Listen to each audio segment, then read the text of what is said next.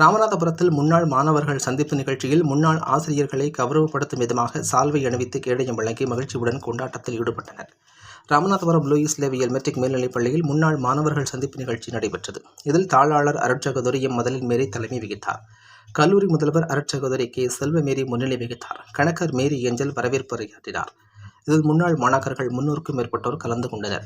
இந்த நிகழ்ச்சியில் சிறப்பு விருந்தினராக பட்டிமன்ற பேச்சாளர் மதுரை முத்து மற்றும் நகர்மன்ற துணைத் தலைவர் பிரவீன் தங்கம் ஆகியோர் கலந்து கொண்டு சிறப்புரையாற்றினர். முன்னாள் ஆசிரியர்களுக்கு சால்வை அணிவித்து கேடயம் வழங்கி வாழ்த்து தெரிவித்தனர்.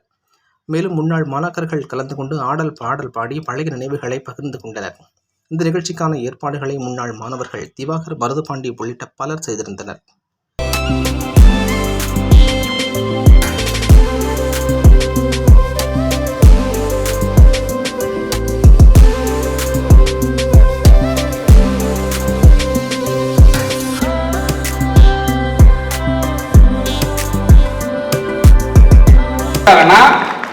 நீங்க கொஞ்சமாவது சிரிச்சு மகிழுங்க, இல்லாட்டி வந்து பிரயோசனம்லாம் போயிடும்.